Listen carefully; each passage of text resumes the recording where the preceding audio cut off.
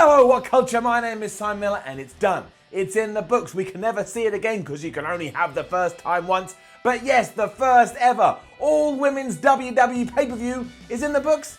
You want to know something? Let's call a spade a spade. It was one of the best WWE shows of the year. I really enjoyed it. All the little things that some people seem to have a problem with, I actually thought were really good, and we're going to talk about that in a second.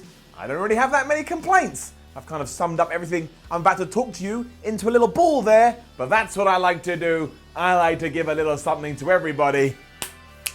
Let's up those doubts.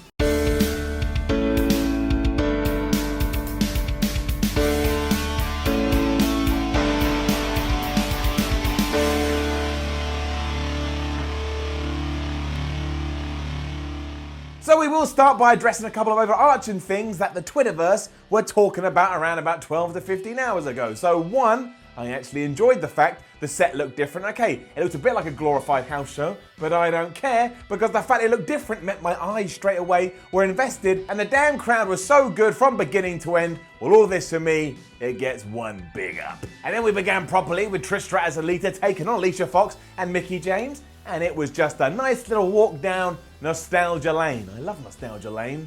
Getting up. Alexa Bliss also came out to introduce the heels because, you know, she can't wrestle after suffering a concussion recently. And this was all good. We had the expected standoff between Trish and Mickie, which the fans loved, and the audience was behind it throughout. Just wasn't much to hate here, really. Just like a bag of love you throw over your shoulder and then hurl around the Nassau Coliseum. That is weird. Bliss got involved at one point to stop her team losing, but it was to no avail. Eventually, Lita hit her moonsault onto both Alicia Fox and Mickie James at the same time. 1, 2, 3. That was that. The good guys win. And the reason I mentioned the 1, 2, 3 is because, yes, at one point, Alicia Fox forgot to break up a pin, and the referee involved probably could have counted to 47,322, and instead he did this. But look, mistakes happen. I've forgotten about it now. It really doesn't matter. And more importantly than all of that, this whole match just had a really positive atmosphere, and I love positivity. I was going to swear there, but I stopped myself because that wouldn't have been very positive. And it's another up for the Bella promo that followed this because WWE did stumble across money. Up. Once again, the audience just exploded for everything they were seeing, which helped here. And Nikki Bella did get on their microphone and say that she is going to dedicate her match against Ronda Rousey later to Ronda Rousey's mother. Kapow! Another jab there. Good work. Then it was the 20 Women Battle Royal, and this could have been one of the better Battle Royals that WWE has ever booked. It was very, very well thought out. No one came up with anything too stupid. We kept it nice and simple.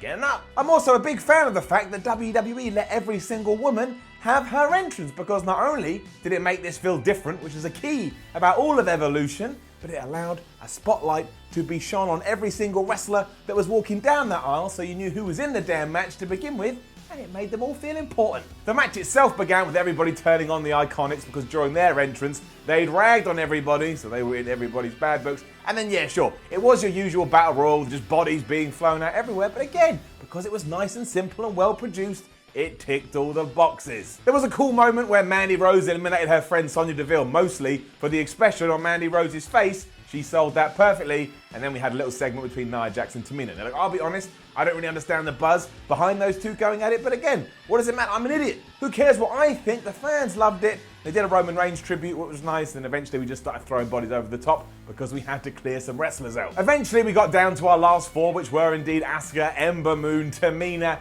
and Nia Jax, and then when Asuka and Ember Moon got into it again, the crowd remembered all the stuff they'd done from NXT, and they went nuts once again.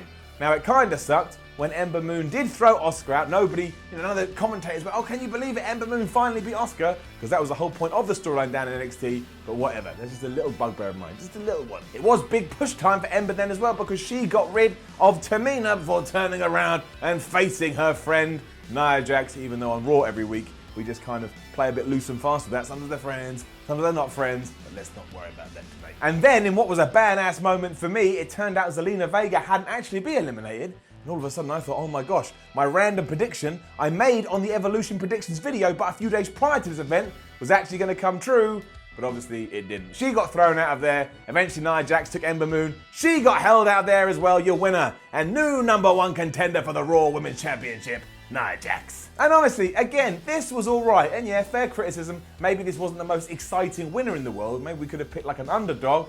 I don't care. I enjoyed this from minute 1 to minute whatever. I don't know how long it went on. I wasn't timing.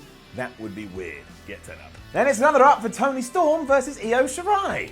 Up. It was the final of the Mae Young Classic, and while it definitely should have got more time, both women showed how talented they were. And if you didn't know either before this match, and this was your first exposure to them, you're going to walk away going, those two are pretty good damn pro wrestlers. The finish came when Toni Storm hit Strong Zero on Shirai, and all this came after Shirai had kicked out Storm Zero too. So yeah, Storm is your Mae Young Classic winner 2018, and you've got to imagine now she's in for some kind of a push, but probably Io Shirai is as well. They both deserve it. Now, I'm not sure when these aired, as my thoughts are a bit squiffy this morning, but there were definitely, I believe, at least 2 commercials for Crown Jewel during WWE Evolution. And apparently, they were shown for a split second in the arena. Then everyone started booing, so WWE cut that feed. And there's no two ways about it. That was a stupid, bad move. So not only does it get a down, but it gets the brown down. Boy howdy have we got to deal with that this week, but we will in due course. And an up for Sasha Banks, Bayley and Natalya taking on the Riot Squad toe.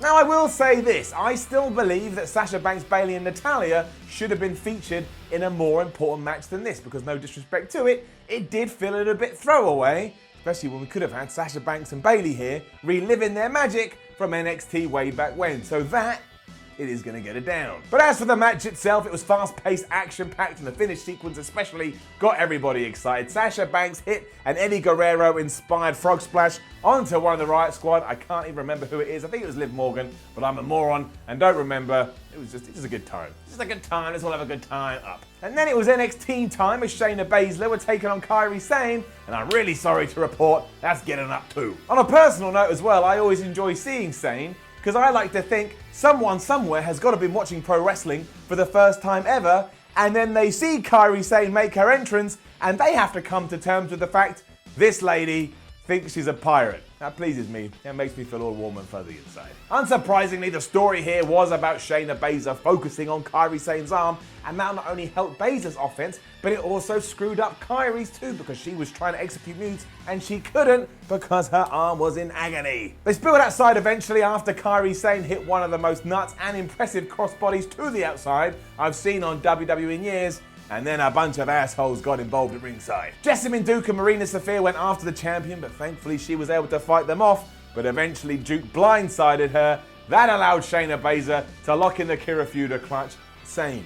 She didn't tap out, she passed out, and of course that doesn't mean she loses her championships, but she loses it valiantly like the pirate that she is. So that means we can carry on this feud and continue to tell this story down in NXT.